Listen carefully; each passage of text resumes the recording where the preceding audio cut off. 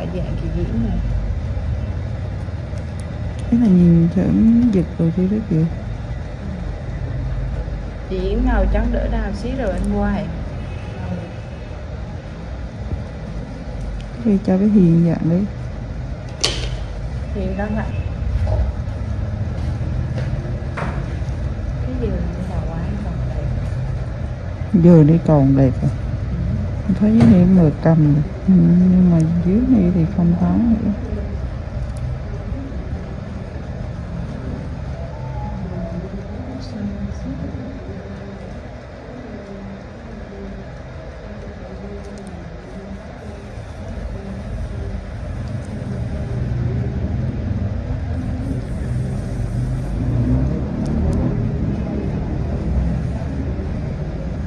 Mai Trâm nó làm cũng ok.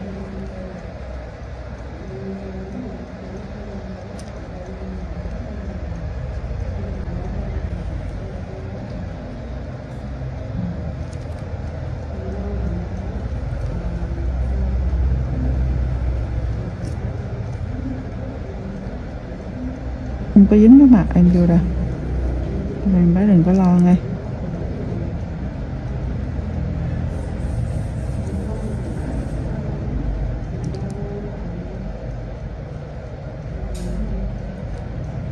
Ví dụ như nước bông hồng một cái còn đưa cái máy này một xíu nữa, không phải lên sau nữa để cho cái cục bột này dưới đây này, tức là bên này là cái này người giữ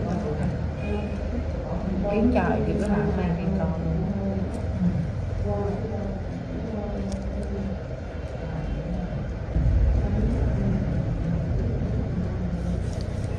ví dụ đúng không, cái kia mà muốn không thấy cái chui đó này là kiếm cho cái chui nó làm phải chỗ như này lại hành thái, còn cái chui nó đây thì bạn sẽ thấy cái chui.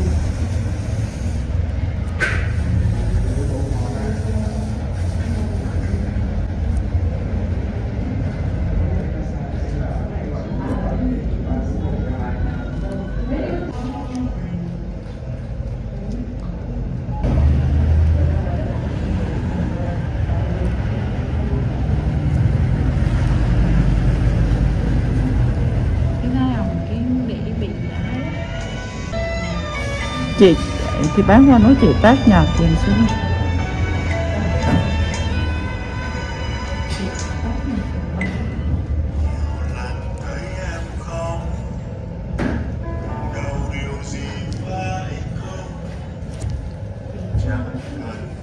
Cắt xíu thôi chị, cắt xíu này mình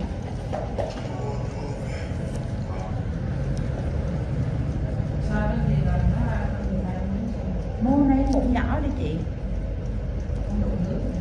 Dạ, lấy muỗng nhỏ ăn bình thường á chị Diễm.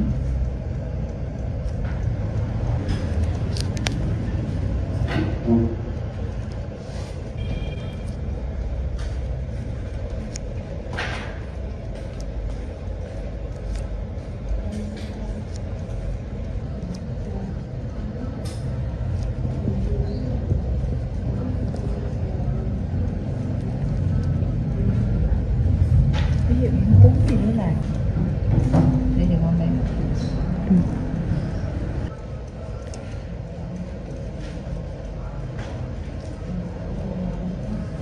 Dạ, chị Diễm đó.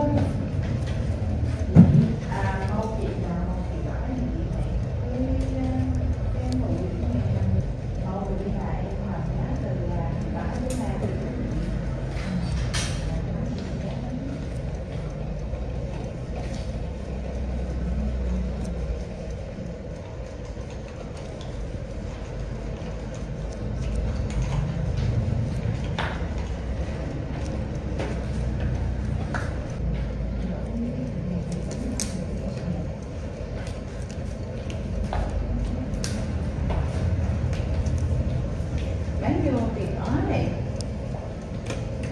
chứ không phải đây có từ đầu được không đây? Được nhưng mà không báo thôi. Không, để bán qua tiền đó nha.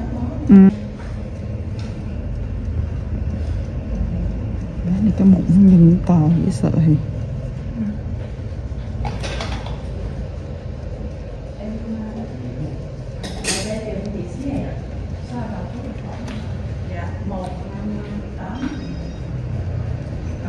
4 số 0.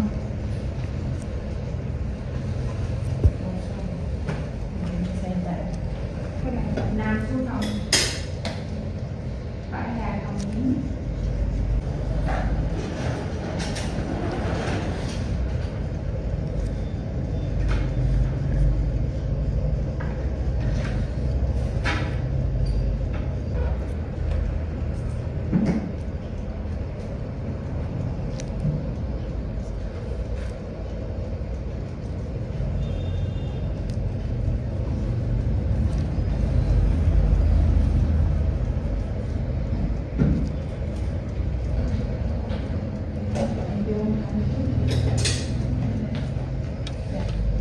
Chị diễn có chị mà thấy khách là chị diễn thiệt cho em nè.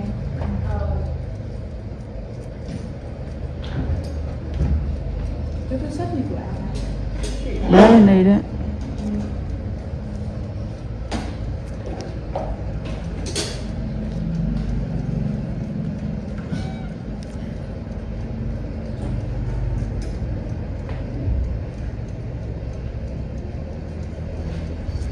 Chị vẫn đang cũng tội đồ diễn nè. Chịu khó chút bán ơi. Em hai đứa này. À dạ.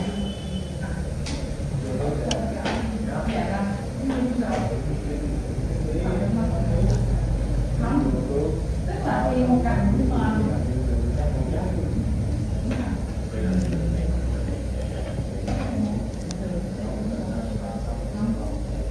Còn con miệng luôn á.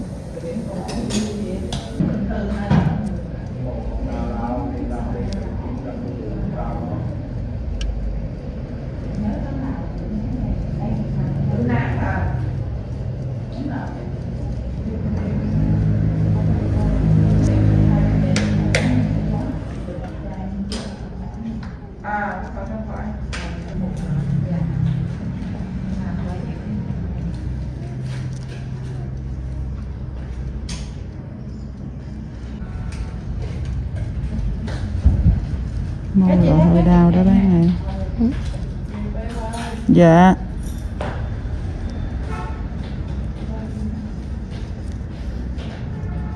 Nghe từ bi nghe nhỏ bé ghê.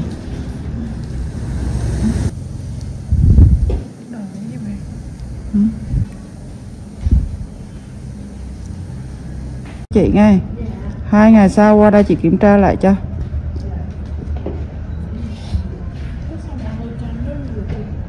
Chưa ký. Hoặc là xông hơi cho nó đi qua là phải nó đi rồi cho sau cô đi xông hơi lại làm lại. Cô nếm đau. đau quá. Chịu đau không được. Hồi nãy xông hơi không chịu được. Để xông.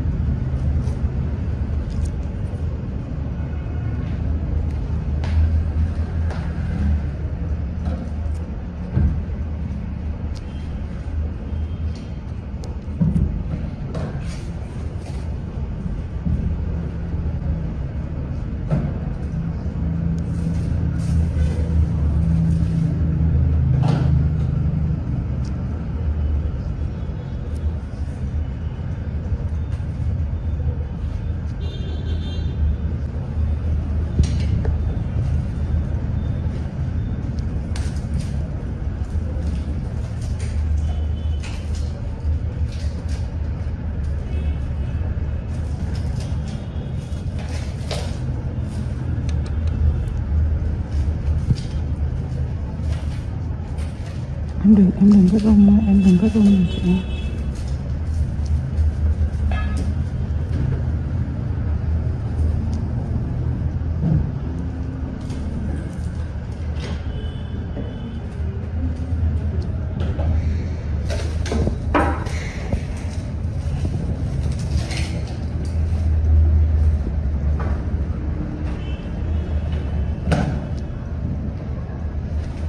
Lấy máy rồi cô. Từ đầu trường nó lấy ra nhiều điểm hả? Không nhiều lắm. Bao nhiêu mà không nhiều lắm? Năm 2. Chục, năm 2 mà không nhiều lắm. Chừng nó đủ hoàng đuối rồi. Chừng nó đủ rớt đấy.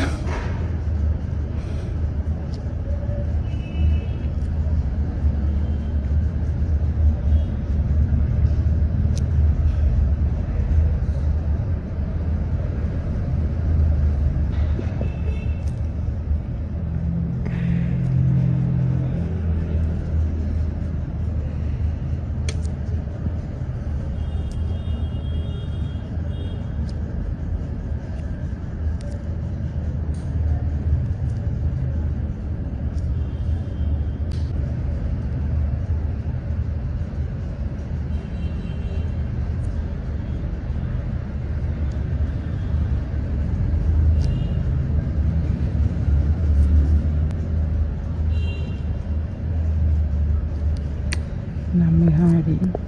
Kinh.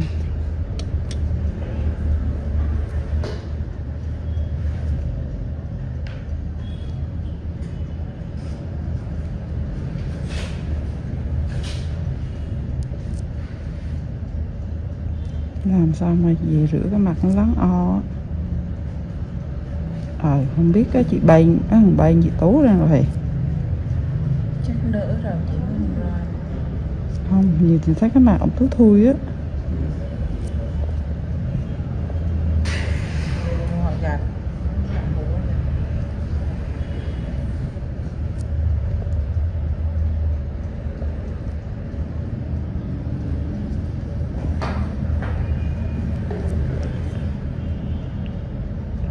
Còn xíu nữa là mình nghỉ ngơi rồi nghe. Ráng xíu nữa thôi.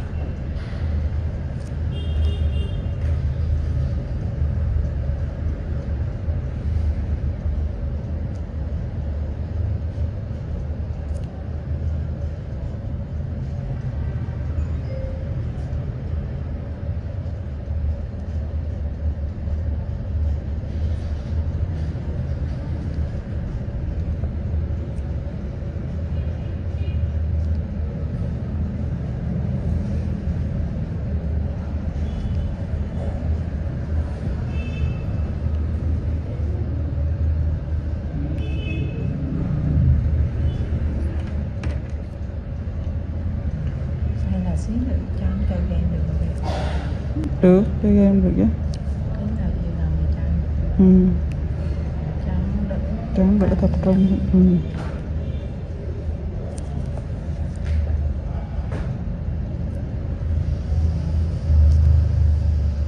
Hết lần đây tao làm sao về làm gì cho chơi game.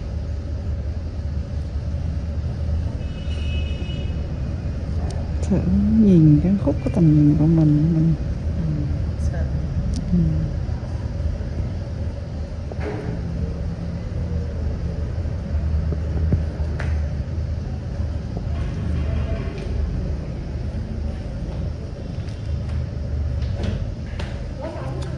Nhẫn vàng với sợ.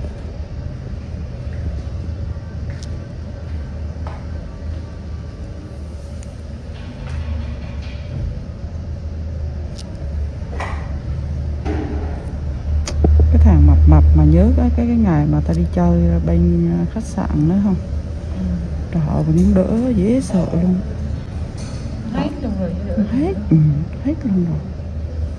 Tao ông kêu ông hút nó thăm mà giận ở nhà không có tiền cho đi làm kìa. Nâng đỡ đó. Ông kêu hút máu thăm á. Mà giờ nói chung là nhà không có tiền cho đi làm á.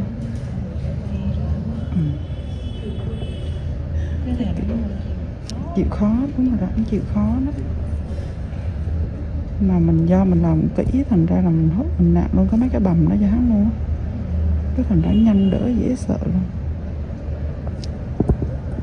Đi mỗi lần đi xuống làm chở theo em nhỏ em xuống ngồi chờ. Thật.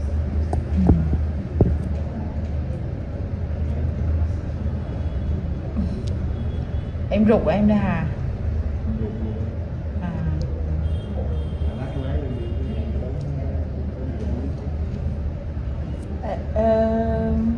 Mô em nằm xuống em xong đi chứ. Chứ đang ngồi dậy. Ngồi dậy bị tắt cái máy này nữa mới nghe chứ. Có cái bào cho anh mấy cái cục đó chưa kiến gì á.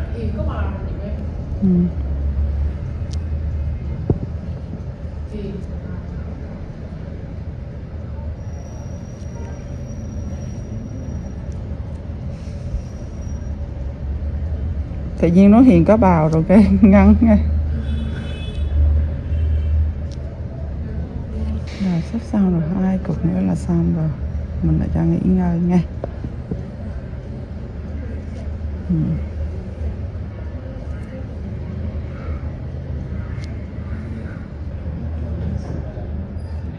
BBC Motor Reviews Channel. Honda Valkyrie F6C, 1996 to 2005, review. Basically a stripped-down Honda GL 1500 Gold Wing, with lower gearing and 6 carbs. The Honda F6C Valkyrie is actually reasonably good fun to ride, and some might say it's best-made motorcycle in America. The Honda Rune 1800 looks like some kind of Dan Dare spacecraft, mental. Ride quality and brakes. Here, the Honda F6C Valkyrie surprises many riders. So long as there's plenty of advanced planning, the motorcycle can be made to go around a corner fairly fast, for a cruiser, and still offers a luxurious ride on motorways. The Honda Rune 1800 is more ponderous, but then you'd want to travel slowly so people could stare for longer. The Honda Valkyrie's big problem for many cruiser riders is that it just isn't a V-twin. Instead, a burbling flat 6 Honda GL 1500 Gold Wing motor seems to sanitized for most, too damn quiet. Sure, the Honda F6C Valkyrie's 100 brake horsepower motor is enough to send the thing whizzing along in unfeasible speeds, but it's easily out-accelerated by the Triumph Rocket 3, any old Yamaha VMAX and a whole boatload of rival power cruiser motorcycles these days. The Rune 1800 isn't really any faster. The Honda F6C Valkyrie rarely goes wrong, ever. It is a beautifully made motorcycle, with lavish chrome, thick paintwork and an engine that can cover 100,000 miles with basic oil/filter changes. The main problem with the motorcycle is keeping its hundreds of nooks and crannies clean. Double that cleaning time on the Honda Rune 1800. Our Honda Valkyrie FC6 owners' reviews show a very reliable bike, which is the norm for Hondas. For most of its life it was available as a personal import from the USA, and there aren't that many around, which keeps resale values high. Honda F6C Valkyrie motorcycles with the hard luggage touring kit on seem to be sought after. Buy a good used motorcycle and you can 5 years biking for about $2,000 in depreciation. The Honda Rune 1800 costs big bucks and is for lotto millionaires and poseurs only. Huge brakes, beefy forks and a proper 2-person saddle are some of the useful features on the Honda F6C Valkyrie. It could use the reverse gear of the Gold Wing and there's no screen as standard on the Honda F6C Valkyrie. Naturally, there's a whole phone book of accessories to be had, from both Honda and US aftermarket motorcycle accessory suppliers. Sci-fi bodywork on the Rune looks stunning. Welcome to BBC Motor Reviews channel. KTM 1090 Adventure, 2017 on review. The chassis copes with the extra power with ease. In fact, it feels like it could handle a further 25 brake horsepower. The conventional 48mm WP forks and WP rear shock work straight out of the box. The forks are non-adjustable, but on our test route that didn't pose any problems. A 170 section rear tire and the 1090's relatively low weight enable it to be hustled with ease. Boring it certainly isn't. Unfortunately, we had less than ideal conditions to test the new 1090, but wet riding did highlight the bike's rider friendliness and near-perfect fueling at low speeds. There are 3 riding modes: Sport, Street, and Rain, with an optional off-road setting. Each mode changes the engine characteristics and level of traction control intervention. Although it's called the 1090, the engine is the same 1050 cubic centimeters motor as used in the outgoing 1050 Adventure. In the old model, KTM restricted it to 95 brake horsepower, but they've unleashed an extra 30 brake horsepower for the 1090, pushing peak power to 125 brake horsepower and torque to 80.4 ft-lb. On the road, it deals like KTM have thrown a bottle of vodka into the punch bowl along with a dozen cans of Red Bull. The 1090 is much livelier and more fun to ride, yet still has the ease of use of the original 1050. Confusingly, KTM also offer a 95 brake horsepower version of the 1090, which can then be restricted further to 47 brake horsepower for those on an A2 license. KTM's LC8 engine is a proven motor by now, with few problems to report, and KTM's Adventure family are well built. The 1090 Adventure comes in much cheaper than the more premium competition, without skimping on quality. The standard price of £11,299 is good value, although the bike we tested would have cost £12,800. As the 1090 is the baby of the Adventure range, the spec doesn't quite match that of its bigger brothers, but you do get 3 riding modes as standard: Sport, Street, and Rain. An off-road setting can be unlocked with the optional off-road pack, £243 and 78 pence. Traction control and ABS are standard but not lean sensitive, and the TC can't be deactivated on the move. Old-style clocks remain. Welcome to BBC Motor Reviews channel. Cinis Akuma 125, 2022 on review. Priced at £2,599, the Akuma significantly undercuts the popular Honda MSX 125 Grom, which is its obvious target. And though my preference is for traditional-looking bikes with a retro feel, like the WK Scrambler or Cinis' own Outlaw, after riding the updated Akuma, I'm genuinely impressed. Ride quality and handling are altogether spot on, and though not the outright fastest, it's plenty quick enough. Yes, perhaps the seat leans you a bit too far forwards, and at 6 foot tall my knees are a bit high, but this aggressive style and involving feel make the Akuma a confidence-inspiring and solid first ride for any newcomer. If I wasn't a skint student on part-time wages, I'd buy one without a moment's hesitation. Can't say much more than that. For 2022, the Cinis has larger 14 inches wheels, upgraded from the previous 12 inches. Still small, they improve handling and give a stable feel around corners, while still making the Akuma very agile at low speed and in close quarters. The handling is smooth too, thanks to the suspension and low center of gravity, and with the seat pushing you forwards you can really feel every inch the bike. Leaning forwards into corners and tucking in on the straights, the Akuma might be a modern monkey bike, but rides like, well, a proper bike. They call it the Mini Monster, and it deserves the nickname, being a down-to-earth yet modern bike that both looks and rides the part. Being angled steeply forward means the seat does affect comfort, and with the abrupt shape of the tank you need to be gentle with the brakes. The Akuma is also very compact. It's physically smaller than my own WK Scrambler 50. However, although perhaps better suited to smaller riders, with its 820mm seat height, the Cinis happily supports 6 feet of teenager. Both the front and rear brakes very good, and they're combined, which means the front is linked to the rear. There's no ABS, however. Being air-cooled instead of liquid-cooled doesn't really match the modern style of the Akuma, and with 9.7 brake horsepower it's not as powerful as other more modern bikes. However, this also means welcome simplicity and you'll get your money's worth of reliability. It's also fast enough. Accelerating sharply and with a more than adequate 67 miles per hour indicated top speed, the Akuma feels swift and has the smoothest, easiest gear change of any 125 cubic centimeters bike I've ridden. Most noticeable of all the Akuma's features is the 3-tiered exhaust. It's not just an eye-catching MV Agusta styling trick but 3 fully functioning pipes that sound ace as well as looking great.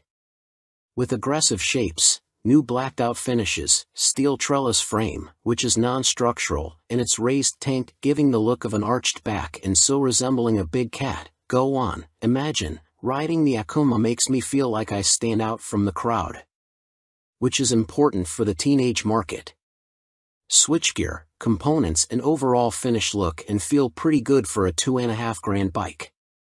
Some fasteners and smaller parts will need coating with anti-corrosion treatment for winter use, but that's true of some bikes costing 5 times as much. And overall the Cines does a good job of disproving preconceptions about cheap, flimsy Chinese bikes. Honda's trendy MSX 125 Grum costs £3,849. Yes, it's a bit nicer finished than the Cines and will hold its value better, but it's only got the same power and the extra £1,300 over the Akuma can be a big ask for a cash-strapped teen. Benelli's TNT 125 is also made in China and costs the same as the Cines. It's got a couple of horses more and a neat-looking trellis frame, but it's also a tad gaudy and in your face. Picking between them is as much down to their image and personal preference as anything else. Tech fan? You'll be interested to learn that the display now has multiple color options as well as brightness settings. At first, I thought it was just another knick-knack, however it is helpful especially in changing weather or when looking through a tinted visor. And it's like socks with days of the week on, every day can be a new color. The display is also crystal clear and comes with a small array of function as expected: time, trip, odometer. Something that I quite like are the large buttons that the Cines uses. None of this tapping the wrong control malarkey, just big simple buttons, easy as you like. 2019, Cines Akuma launched late in the year as a 2020 model. Modern monkey bike with air-cooled 4-stroke single and 12-inch wheels. 2022, upgraded with larger wheels, jazzy new clocks, plus more refined styling and colors. Replacing the stock bike's KYB suspension, the SP features Gen 2 Öhlins semi-active suspension, NIX 30 SV forks and a TTX 36 SV shock, which automatically controls the damping levels while leaving spring preload manually adjustable. Featuring spool valves rather than traditional needles valves, which Öhlins claim deliver faster adjustment and a more accurate responsiveness at the low and high ends of the adjustment range, the SP suspension can be set in one of 3 semi-active damping modes, A1, A2 or A3, or one of 3 manual setting, M1, M1 or M3, which remove the semi-active function and allow fixed damping settings to be selected via the dash. An incredibly impressive system, the semi-active suspension responds to undulations in the road surface instantly, smoothing them out and making the SP feel like it is gliding over the bumps. Harsh ones still give you a kick, but unlike on a conventional system, the semi-active damping instantly recovers and keeps the MT nicely composed, a feature that reduces its tendency to shake its head when exiting bends under hard acceleration.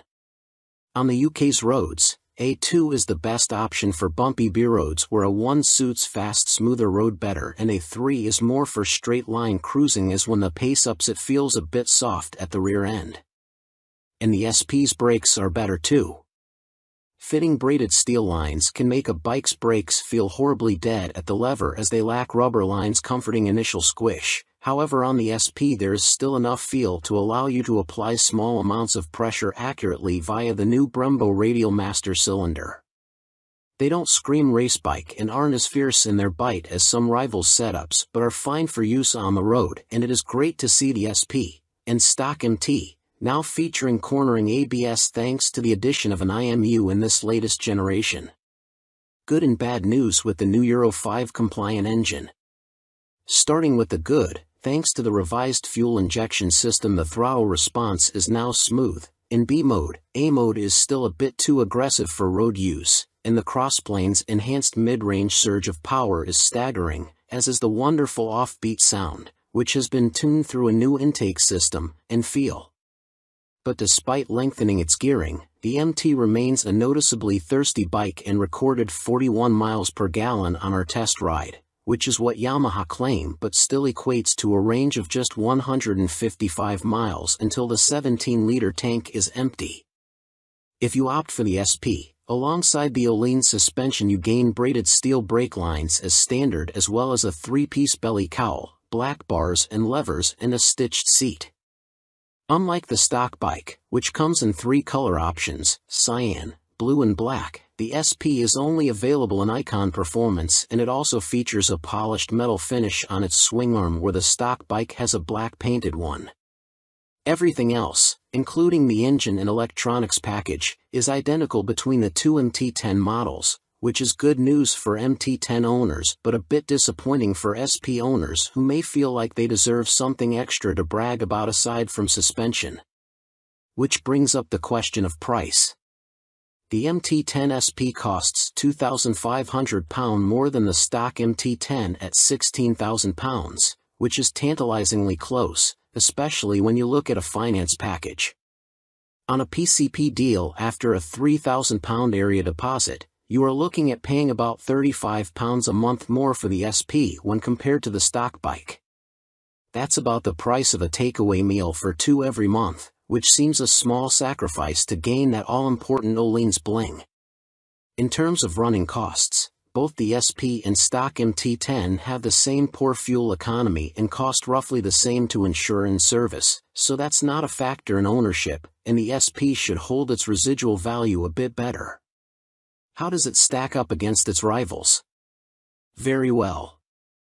The SP is £16,000, where a Ducati Street Fighter V4 is £19,551 or £21,651 in S-Guise with semi-active suspension.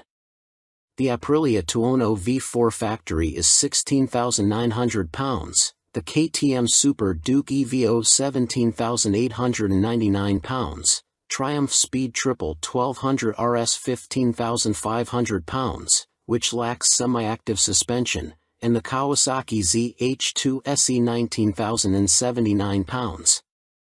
Sharing the same tech package as the stock MT, the SP is no less impressive when it comes to its safety assists.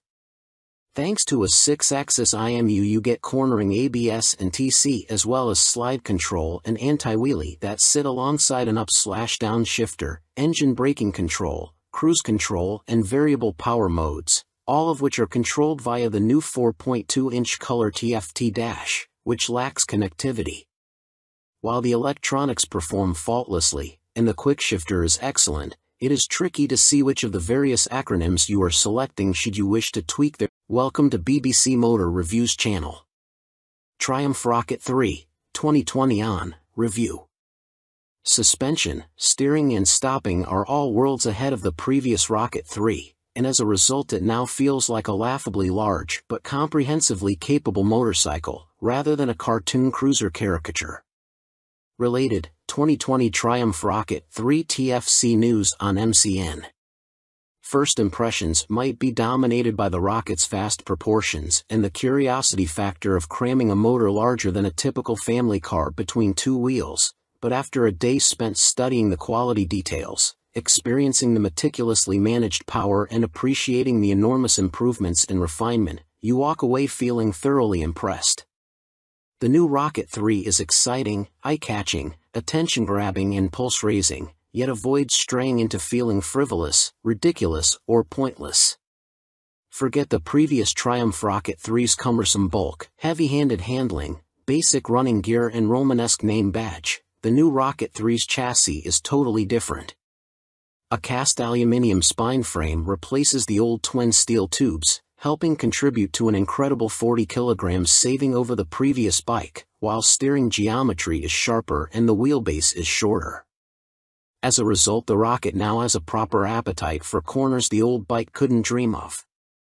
Turn-in is easy, holding a line mid-corner needs little inside bar pressure, and flick-flacking from full lean left to right, and still ending up where you intended, is absurdly accurate for a bike with a fueled weight north of 320 kilograms. Suspension is by Showa, with 47mm adjustable upside-down forks up front, and an adjustable monoshock monitoring the shaft drive. No electronic adjustment though, the clickers are all manual. The front's set pretty firm, meaning you can haul hard on the flagship Brembo Stylema front brakes. Even the rear brake is a 4-pot radially mounted caliper, to generate huge stopping force without the bike trying to tie itself in knots. Ride quality is generally good, though the short travel shock, just 107mm, has to work hard and can feel bouncy. Drive hard and you can clearly feel the rear end of the bike jack up though, a result of the torque reaction from the shaft drive being unchecked by any kind of parallelogram setup. The Rocket 3 comes in 2 flavors, Roadster R and Touring GT, with the main difference being riding position. The R has a higher seat, mid-set foot pegs and narrower bars, giving a more aggressive Street Fighter stance, while the GT's lower seat, feet-forward controls and wider, higher bars give a relaxed, cruiser feel. Everything is transferable between the bikes, meaning you can create whatever kind of muscle power touring cruiser you like.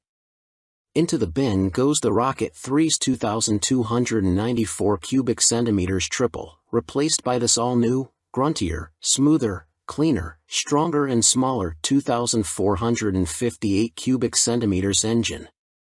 Huge 110.2mm pistons eclipse the old 101.6mm items, while stroke is significantly reduced, down from 94.3 to 85.9mm, allowing Triumph to make a shorter motor. Peak torque is identical to the previous Rocket 3 Roadster, at 163 lb-ft, but the new motor holds onto that grunt for longer as revs climb. Where the previous Rocket's torque curve fell away sharply above 2,500 RPM, the new motor has a much fatter, flatter delivery. As a result, headline power is up to 165 brake horsepower. But as ludicrous as that might sound, the reality is that it's immensely easy to use. All that prodigious power is carefully controlled by the ride-by-wire throttle and predictive, lean-sensitive traction control, while output is restricted in lower gears and top speed is electronically limited to 138 miles per hour. It's a beast, but one of those big, fluffy, gentle, cuddly chaps from a Disney film. The colossal torque spread means you can ride it however you like. Plunk it in one gear and dip into the immense grunt from 2,500 to 5,500 RPM if you're feeling lazy, or chase the 7,000 RPM redline and work the new sweet-shifting 6-speed gearbox for maximum thrills. There's even an optional 2-way quickshifter in Triumph's accessory catalog, if you like changing clutchlessly. It's a completely new machine from nose to tail, so only time and miles will deliver a verdict on reliability. Service intervals are set at a car like 10,000 miles, suggesting the motor is in a fairly mild state of tune and Triumph have confidence in it. Looking over the bike in the metal, everything appears high quality, as you'd expect for 20,000 pounds. The exhaust headers are a particular highlight, the welds look neat, while the hydroformed curves are apparently a huge pain to produce. Everything seems tucked away neatly, there are no vulgar cables or hoses dangling about anywhere, and wiring runs inside the handlebars. Details like the Monza-style petrol, coolant and oil filler caps are pleasing, while the clever flip-out pillion pegs are a neat design. Our Triumph Rocket 3 owners' reviews show there have been some issues for some buyers, in particular corrosion, electrical and mechanical problems. Seemingly the rear brake can often stop working, for example, and needs attention from a dealer. Have a good read through before going for a test ride. Clearly it's not a cheap bike, though an ultra-capacity extreme muscle cruiser never was going to be. The Rocket 3R is 19,500 pounds on the road. That includes almost all the gadgets, apart from the two-way quickshifter and the heated grips. The GT version, which includes the heated grips, a fly screen and a pillion backrest, is 20,200 pounds. Both are roughly on a par with Ducati's Diavel 1260S, 20,041 pounds. A Harley-Davidson Fat Bob 114 starts at 15,825 pounds, but doesn't have a fraction of the Triumph's tech, torque, pose or poise. If you want to go properly left field, a Moto Guzzi MGX21 is 19,999 pounds. Running costs probably won't be any kinder on the wallet. Triumph claimed the motor returns 41 miles per gallon, but our test ride suggests it's closer to 35 miles per gallon. That 240 section, 16-inch rear tire isn't cheap either. Sign picking the bike up in March. I have had a headlight replaced under warranty, main beam sticking on, and the second which has really put me off was the rear brake losing all braking power. It has been back to my dealer who changed the fluid for a better one but was told that Triumph know there is an issue and they are working on it. I thought anything to do with brakes on a 163 pounds of torque monster would be the #1 agenda. First service only. The fuel economy is not bad so far, 43 to 45 miles per gallon. That is with occasional spirited riding thrown in. 2 stars is because after 6 months I was offered 13,500 pounds from the dealer to buy it back. Even WBAB offered considerably more, so not much faith in the brand and will likely be going back to BMW. Equipment. The Brembo brakes are top-notch. The stopping power and feel is superb, the ride comfort is less so. I am a big old guy and no matter how I try to adjust the rear suspension the ride is harsh on anything but smooth tarmac. The roads in Herefordshire where I live are amongst the worst in the UK and backache sets in after about 2 hours. I have purchased an Airhawk DS seat pad which has transformed the comfort but it's still not all day comfy like my old Rocket. The tank is so wide you have to ride legs apart which at motorway speeds the wind blast makes your hips ache trying to keep tucked in. In the end I made and fitted a pair of Perspex front fork air deflectors to solve the discomfort. I didn't go for the quick shifter or the navigation package as for me they don't offer much in the way of the overall riding experience. The TFT display is good but on some settings it is too fussy and hard to read. I opt for the screen that shows speed, revs, gear selection and fuel status. That's enough for me. There are a few niggles with this bike that could be better. The original screen doesn't give much wind protection and the rear hugger design is total crap. In the rain you get covered in road crud halfway up your back. I bought an aftermarket hugger which left some wiring exposed so I ended up fitting this over the top of the original hugger, problem solved. I purchased the accessory panniers and rear rack to give the bike some touring capability. These panniers are okay but are quite small and are not as rigid as I would have liked. The optional rear rack is stated as only good for 3 kilograms which means fitting my fully loaded Kuryakyn Grand Tour bag on the rear may be more than it can withstand. Guess I will soon find out as there is little room on the pillion seat. One of the best design features on this bike are the fold-away pillion foot pegs and the folding pannier mounts. If anyone is thinking about buying this bike for some serious touring then you will need a few aftermarket bits to iron out its touring limitations. Welcome to BBC Motor Reviews channel. Yamaha Fazer 600, 1998 to 2004, Review and Used Buying Guide. Related, Easy Fit Kit turns Yamaha Fazer 600 into retro race rep. In fact, since Yamaha stopped the FZS 600 Fazer's production in 2003, it has taken them until the launch of the Tracer 700 to replicate the Fazer's magic formula. However, in 1999 the Yamaha Fazer 600 was the best-selling bike in its class, and by 2002 the firm had sold over 83,000 units. There is a reason the Yamaha Fazer has such a strong following, as soon as its wheels start to turn you are right at home.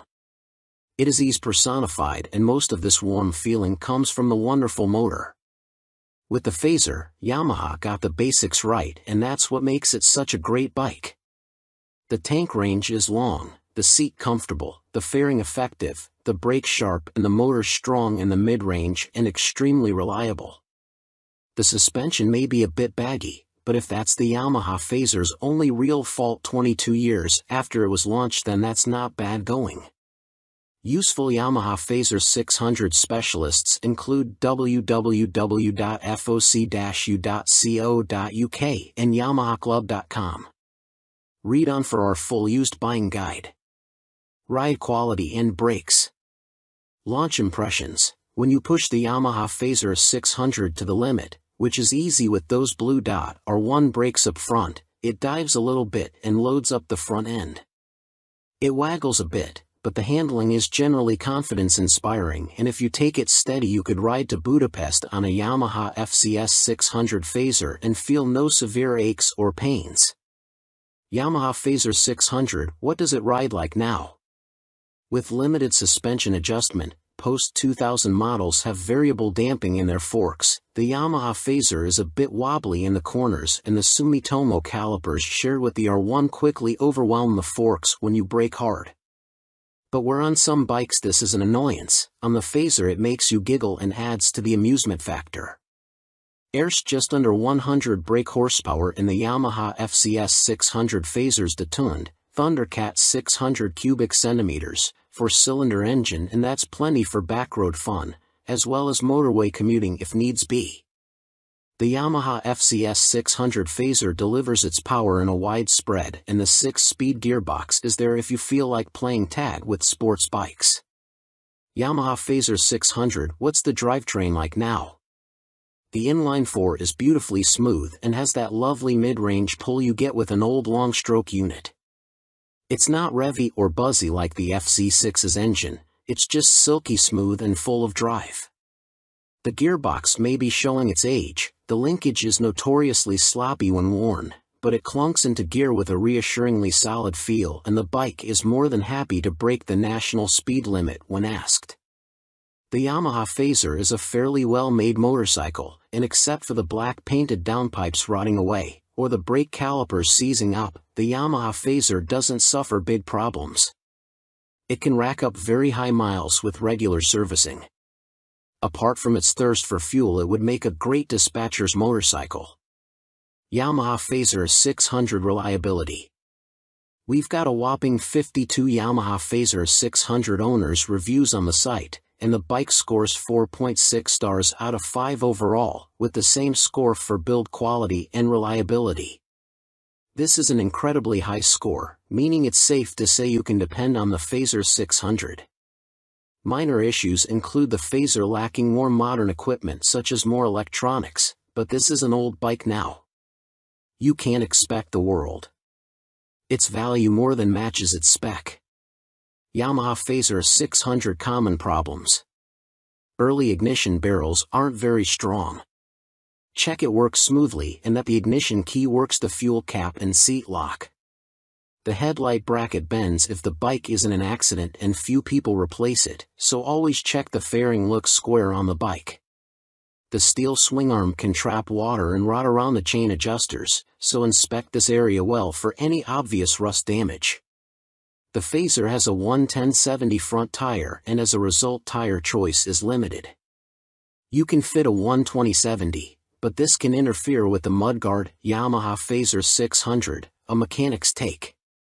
By Chris Spinks, Chief Instructor, Metropolis Training School. The key factor when buying a used FCS 600 Phazer is seeing if it goes into second gear. First gear on the Phazer is quite short, and the jump to second puts a lot of strain on the gearbox. This can cause the second gear selector fork to bend, and that leads to a really stiff change and eventually a broken gearbox. On a cheap bike such as a used Phazer, that can write the bike off as replacing it is not economically viable, as a complete gasket kit costs £500. That said, when I destroyed my Phazer's gearbox on a track day, I bought a new motor for £400, and swapping them over was fairly simple. The sprocket retaining nut is a classic phaser fault and well documented. The nut comes loose, the sprocket slides off the shaft and then sits on the threaded part of the output shaft. People think the clutch is gone and rev the motor, which causes the sprocket to strip all the threads off the shaft. You can slide the sprocket back on and spot weld it in place, but you need to be careful not to overheat the seals. As long as you fit the nut correctly using the locking washer, you should be fine, although Yamaha did release a deeper threaded nut and this sorts the issue. The lights on the phaser are poor, but on the 1998-9 model the bulb vibrates and creates a white powder that fills up the lenses. This is impossible to remove and makes the light even worse. Some owners change the lume to convert the phaser to twin headlights, which is very easy, but you need to tilt the main beam down or it will fail an MOT. After 15,000 miles the shock will be duff. I'd recommend getting the forks rebuilt and buying an aftermarket shock. Don't be tempted to go for a stiff fork springs. I've found softer ones works better. When it comes to the finish, the paint likes to flake off from the engine's fins, so don't jet wash the engine, and check the downpipes. The motor is totally bulletproof, but the cam chain tensioner can need changing and it is a nightmare to get to. At the end of the day, a well-looked-after phaser is a brilliant buy and totally reliable. At the training school we would see them cover over 65,000 trouble-free miles with only oil changes. Extrema Makeover, Aprilia put the RS660 on a diet for a limited edition focused model. Alongside the surprise launch of their 2023 BX450, Bimota have shed more light on supercharged Tessie Tourer currently in development. Now officially called the Terra, we first caught glimpse of the bike as a basic design sketch at the 2021 EICMA show, with a spokesperson for the Rimini firm later confirming to MCN that it would be powered by the 4-cylinder motor found in Kawasaki's Ninja H2SX range. Never before have Bimota been present in this market segment, Bimota COO, Pierluigi Marconi, said in a statement. No one has this much fun and function in one package. The Terra is an attention grabber that will act like a halo for Bimota by attracting further consumer attention to our impressive vehicle lineup, he continued. Although details remain scarce, Bimota have gone into some depth on the new steering system, which sits diagonally between a front subframe and the front wheel. There are no front forks like a conventional motorcycle, which should aid front-end stability and the ability to trail brake into a corner. This is because braking forces are kept away from the front suspension, leaving it free to deal with bumps in the road. These systems can reduce front-end feel though. Until now, Tessies were only made for the sports segment, Marconi told MCN at EICMA 2021, we'd like to put the Tessie name to adventurers, tourers, and bikes like that. Our philosophy is to have two lines of bikes, he added. One is the Tessie line and one is for more traditional models. We like to follow the two concepts, because although a Tessie chassis has a lot of advantages, for some riders it is still too much of a novelty. Alongside the funny front end, Bimota have also confirmed that the Terra will receive semi-active suspension developed in partnership with Marzocchi. The ride height can also be adjusted either manually or electronically by 30 mm. Also expect to find 5-spoke forged alloy wheels too, which should help to keep unsprung mass down. It went from first sketch to full-size model in few months using computer-aided design, Marconi continued. You ride some bikes because you have to, but you ride these Bimota because you want to. Terra will appeal to enthusiasts of all ages because the design draws you in, and the performance keeps you there. Superior performance. Brough Step Up Aston Martin partnership with more powerful AMB 001 Pro. Luxury boutique brand Brough Superior have once again teamed up with supercar experts Aston Martin to create yet another outrageous, limited-run track day machine.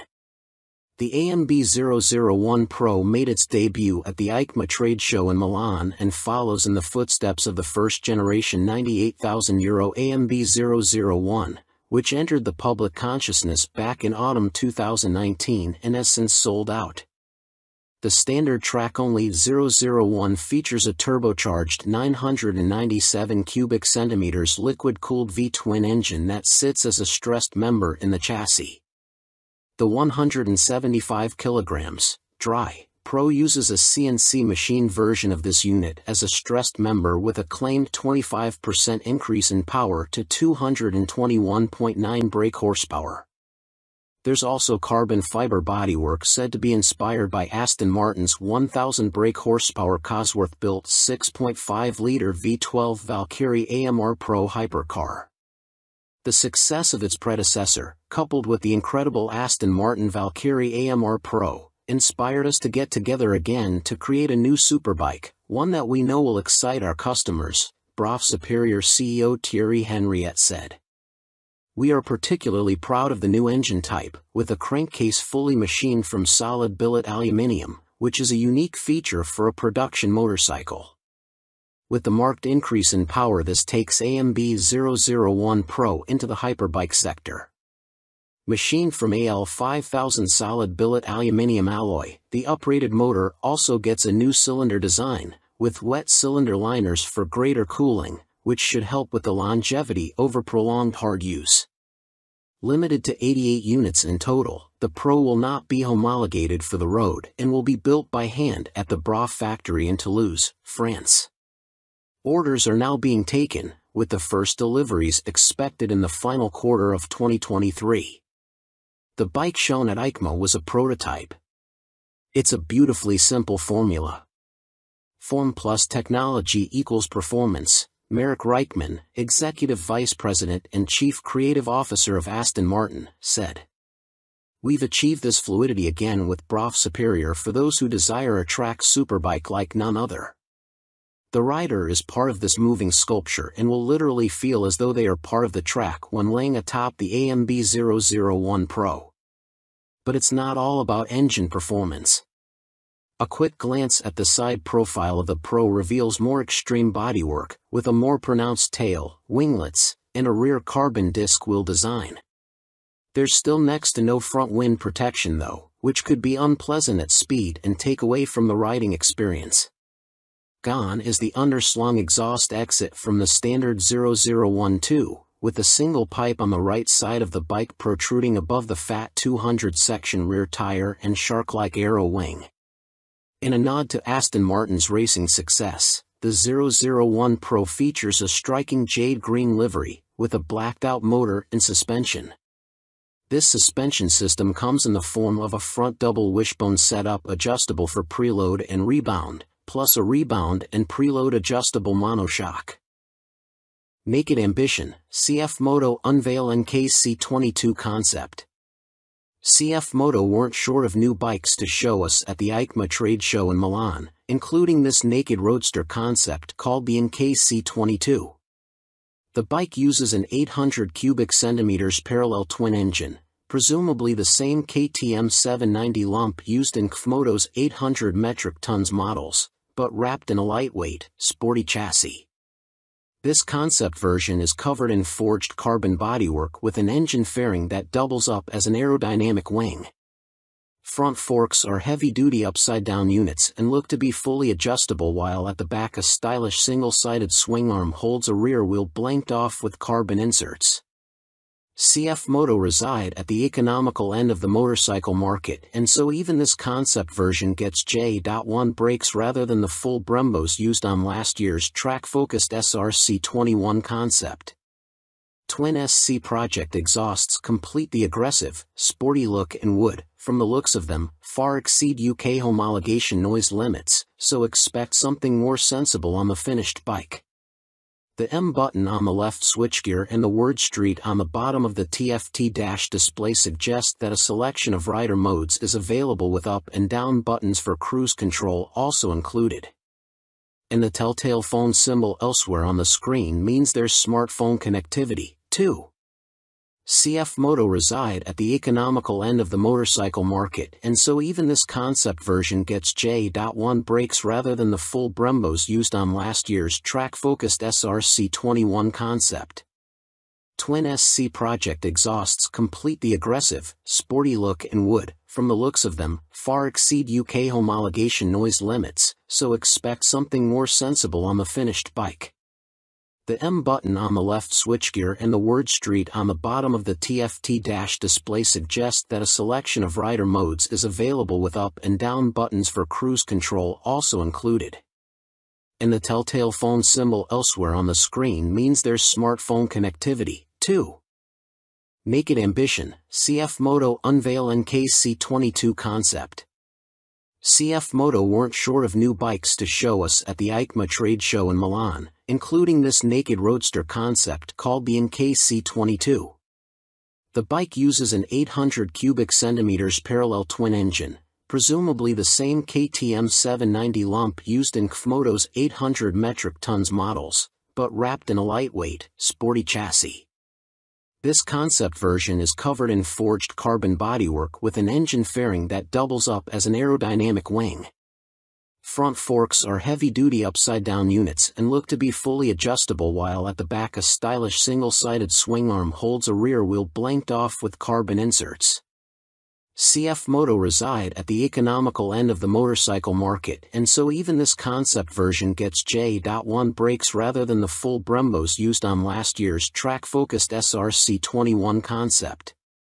Twin SC Project exhausts complete the aggressive, sporty look and would, from the looks of them, far exceed UK homologation noise limits, so expect something more sensible on the finished bike.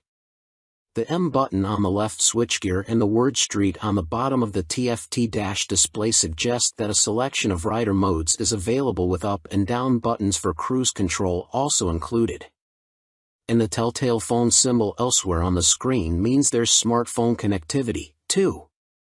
CF Moto reside at the economical end of the motorcycle market, and so even this concept version gets J.1 brakes rather than the full Brembos used on last year's track-focused SRC21 concept.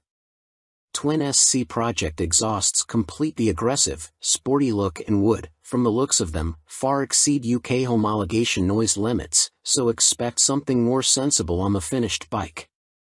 The M button on the left switchgear and the word Street on the bottom of the TFT dash display suggest that a selection of rider modes is available with up and down buttons for cruise control also included. And the telltale phone symbol elsewhere on the screen means there's smartphone connectivity, too. Fantic released their first twin, the Caballero 700 Scrambler. Fantic has revealed their first modern-era twin-cylinder machine with a 700 cubic centimeters Scrambler joining their Caballero range. Fantic are making the most of their partnership with Yamaha, announced at the beginning of 2021, as the bike uses the 689 cubic centimeters, liquid-cooled Euro 5 engine seen in the MT-07, Tenere 700 and R7. There has been no retuning of the CP2 twin either, as Fantic claim the Caballero will hit the showrooms in April next year, boasting 75 brake horsepower and around 50 lb.ft of torque, identical to the R7 and considerably more than the 40 brake horsepower and 31 lb.ft of torque of the Caballero 500 Scrambler. Elsewhere, the 700 sports the same 19 inches front and 17 inches rear, aluminium, spoked wheels as its small-capacity sibling. The engine sits in a single backbone-style frame made from CRMO steel attached to an aluminium swing arm, giving it a wheelbase of 1,460 mm, 35 mm longer than the 500 version. One of the most immediately obvious differences between the two capacity scramblers is the exhaust system. The new 2-into-1-into-2 setup runs under the engine, over the swing arm to exit in roughly the same position. Both machines have a seat height of around 830 mm. Connecting frame to wheel will be a 45 mm upside-down fork made by VRM Marzocchi. The Italian manufacturer also supplies the rear monoshock with preload adjustment. Brembo is the manufacturer of choice for the calipers, with a 4-piston unit gripping the 330 mm front disc and a 2-piston, 245 mm setup on the rear. In another first for Fantic, cornering ABS will be standard on the 700. The system will sense the bike's lean angle and fine-tune the braking response accordingly.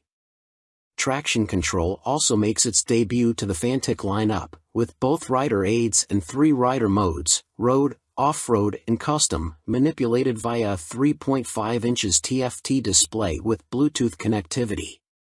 A 14-liter fuel tank may be a little on the small side, although the claimed 180 kilograms curb weight should prove competitive when it comes to commuting or a bit of backlane scratching. An expected price tag of around £9,000 may put some off, although stylish looks, proven engine and handling potential could tempt many. Stuart Prestige. By Stuart Prestige. All-weather rider with a penchant for long tours and hours in the saddle. You may also like. Honda released £30,000 limited edition McGuinness 100th TT Start Replica Fireblade SP. Who do you think you are, John McGuinness? Well, now you really can live out your TT fantasies, as Honda reveal they will build 30 examples of this CBR 1000RR Fireblade SP John McGuinness 100th TT Start Replica Edition in celebration of the road racing legend's phenomenal accomplishments on the island. The headline visual difference from the stock bike is the bold replica of the paint job John raced with for his 100th TT Start. But this is more than just a replica paint job, there's a whole host of other upgrades to add to the exclusivity. The stars align for me to be back on a Honda Fireblade for my 100th TT Start, says McGuinness. It's an awesome bike and has meant so much to me over my career. I'm proud of my connection with its place in TT history and of this, my replica. John McGuinness is the second most successful TT racer of all time, next to the late, great Joey Dunlop, and while revered as road racing legend, he has also had an exceptional short-circuit career, having raced in 24-hour world endurance races like the Bol d'Or and Le Mans, 500 cubic centimeters GPs, and the Daytona 200. He's a former British 250 cubic centimeters champion, has ridden in World Supersport and finished third in the 2009 British Superstock Championship. Making his TT debut in 1996, he won the Best Newcomer title in the 250 cubic centimeters class. 3 years later, he took his first win, the 250 cubic centimeters lightweight TT. Over the ensuing 2 decades, 1999 to 2019, he has accumulated an incredible 47 podiums and 23 TT wins, as well as being the first to break the 130 miles per hour lap barrier on a Honda Fireblade, no less. So, what do you get for your £30,000? In addition to the already high spec of the CBR 1000RR Fireblade SP which underpins the replica, the limited edition blade gets a full replica paint job incorporating gold detailing and a film strip showing all of John's TT starts on Hondas. Unsurprisingly, this is where it deviates from his actual race bike, which also pictured his TTs on other manufacturers' bikes, and 100th Start sponsor logos. There are gold wheel stripes, an individually numbered plaque on the headstock, genuine Honda carbon fiber front mudguard and carbon rear hugger, or rear seat cowl and tall screen, and Metzeler Racetech RR tires. On startup there's a Ring of Fire screen animation as the display loads, and 30th anniversary logos on the smart key and laser engraved on the Akrapovic muffler, marking the machine's special place in Honda history. And to cap it all, there's John's signature on the airbox cover. Honda are even offering the opportunity for a personal handover from John McGuinness MBE himself, at Honda Racing UK in Louth. If that's not enough, you'll also get a custom Fireblade garage mat, genuine Honda accessories indoor bike cover, 3D laser engraved crystal featuring a design of the John McGuinness 100th Start replica. All inquiries and orders for the John McGuinness CBR 1000RR Fireblade SP 100th Start replica are to be via the Honda dealer network, and if you want to see one in the flesh, it will be on display on the Honda stand throughout Motorcycle Live at the NEC from November 19th to 27th. Fantic released their first twin, the Caballero 700 Scrambler. Fantic has revealed their first modern-era twin-cylinder machine with a 700 cubic centimeters scrambler joining their Caballero range. Fantic are making the most of their partnership with Yamaha, announced at the beginning of 2021, as the bike uses the 689 cubic centimeters, liquid-cooled Euro 5 engine seen in the MT-07, Tenere 700 and R7.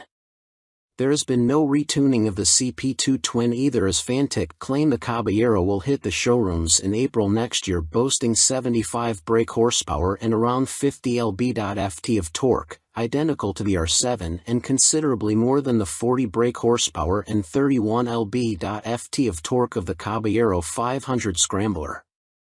Elsewhere, the 700 sports the same 19 inches front and 17 inches rear, aluminium, spoked wheels as its small-capacity sibling.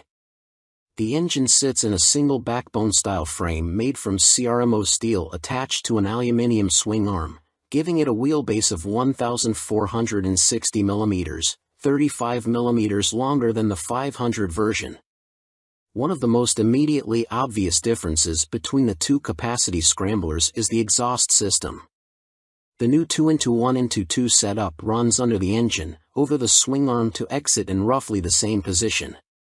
Both machines have a seat height of around 830 mm. Connecting frame to wheel will be a 45 mm upside-down fork made by VRM Marzocchi. The Italian manufacturer also supplies the rear monoshock with preload adjustment. Brembo is the manufacturer of choice for the calipers, with a 4-piston unit gripping the 330 mm front disc and a 2-piston, 245 mm setup on the rear. In another first for Fantic, cornering ABS will be standard on the 700. The system will sense the bike's lean angle and fine-tune the braking response accordingly. Traction control also makes its debut to the Fantic lineup, with both rider aids and 3 rider modes, road, off-road and custom, manipulated via a 3.5 inches TFT display with Bluetooth connectivity. A 14-liter fuel tank may be a little on the small side, although the claimed 180 kg curb weight should prove competitive when it comes to commuting or a bit of back lane scratching. An expected price tag of around £9,000 may put some off, although stylish looks, proven engine and handling potential could tempt many. Stuart Prestige. By Stuart Prestige. All-weather rider with a penchant for long tours and hours in the saddle. You may also like 70s Superbike Stunner, MV Agusta Super Veloce 1000 Serie Oro. MV Agusta may not have been directly participating in the EICMA show in Milan last week, but it didn't stop them stealing the headlines with this stunning Super Veloce Serie Oro. The carbon-clad superbike uses the Brute Ale 1000RR as a base, meaning the same 998 cubic centimeters inline-4, producing a claimed 209.1 brake horsepower with a race kit installed. Inside this motor, you'll find a countershaft that rotates at twice the speed of the primary drive shaft with the aim of reducing vibrations and promoting faster cornering. You also get the same frame and single-sided swing arm, but now clad in carbon fiber bodywork inspired by MV's 1972 500 GP Racer. Sitting alongside the smaller, 3-cylinder Super Veloce 800, the Serie Oro is planned to hit dealers in the middle of next year at a price of approximately £50,000. In total, 40 elements of the bike are finished in carbon fiber, including a set of winglets that MV claim produce 39.2 kilograms of downforce at 199 miles per hour. You also get carbon fiber disc brake covers, which attempt to pay tribute to the drum brakes of old whilst also cooling the calipers, essential on a bike capable of such high speeds. MV Agusta also claim the design allows air to flow around the brakes towards the coolant and oil radiators for better temperature control. There are air vents along the carbon fairings, too. Despite the superbike credentials, the Serie Oro has deliberately been made more comfortable and less extreme than traditional circuit stars, and it features electronically adjustable Öhlins NIX forks for a high-quality ride. They are matched to an Öhlins TTX rear shock, which bolts directly to the swing arm.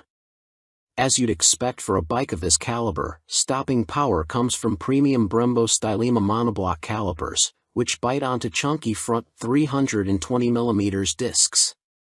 You also get 5-spoke forged aluminum rims, and 4 under-seat exhausts, just unlike the company's landmark F4. In addition, there's a suite of lean-sensitive electronics, plus a 5.5 inches TFT color dash to control them, with the added option of mobile connectivity. Dan Sutherland. By Dan Sutherland. News editor, sports bike nut, and racing fan. You may also like. Vmoto range grows. Super Soco owners launch 3 new urban models at EICMA 2022. Electric scooter manufacturer Vmoto, parent company of Super Soco, have had a busy year, releasing 3 new models at EICMA, including the 125 cubic centimeters comparable e-bike, the Vmoto Soco Stash. The release of the production model comes just a year after the unveiling of the prototype, with the bike so named due to its multifunctional storage compartment, housed in the fuel tank, large enough for a full-face helmet or other accessories. At its heart is an electric motor producing an average 8 kilowatts with a peak of 15 kilowatts. This propels the Vmoto Stash to a top speed of 75 miles per hour when the boost is deployed. 68 miles per hour is on tap without the boost. A 72V removable battery provides the juice and can be charged using a fast charger in a conventional 3-pin plug in 3.5 hours. Charging without the fast charger will take between 5 and 6 hours. No range specifications have been released, but expect it to have the same 30-mile capacity of the Super Soco TS Street Hunter, which has the same top speed capability. A newly designed swing arm pivots off a solid, lightweight frame, driving a 17-inch rear wheel. A 17-incher is also fitted on the front, and ABS disc braking is standard. A relatively tall seat height of 830 mm awaits the rider, and the Stash has a curb weight of 143 kilograms. The company also unveiled their first dirt bike-style machine, which weighs in at just 84 kilograms. The machine comes in 2 models, the Vmoto On-R, which comes with road tires, or the OFFR, which is equipped with knoblet tires. The On-R/OFFR can be set up in either L1 configuration, comparable to a 50 cubic centimeters machine, or L3, which mimics a 125 cubic centimeters. In the L3 iteration, the bike can reach speeds topping 50 miles per hour, while the L1 configuration limits the top end to just under 30 miles per hour. Vmoto claim a range of up to 90 miles with recharge times taking 2 hours for the L1 configuration and 3 hours for the speedier L3. A die-cast aluminum frame cradles the 8 kilowatts motor, producing a claimed 190 feet per pound of instant torque. A swing arm with a single rear damper secures the belt-driven, rear-spoked wheel. No retail price has been provided. The Vmoto Soco F01 scooter is, technically speaking, not a new bike, as it was available as part of a commercial fleet, but now will be available to the general public, the company also announced at EICMA. The urban commuter will, like the On/OFFR models, will be available as an L1 or L3 configuration.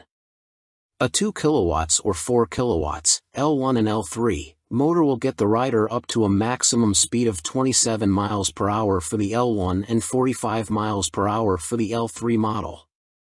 Vmoto claim a range of between 50 and 60 miles dependent upon the setup and riding style. The charging time of the removable battery is 3.5 hours with a fast charger using a domestic 3-pin plug, or 6 hours without the fast charger. Coming in at 110 kilograms with a seat height of 855 millimeters, the F01 should prove a popular choice for city transportation.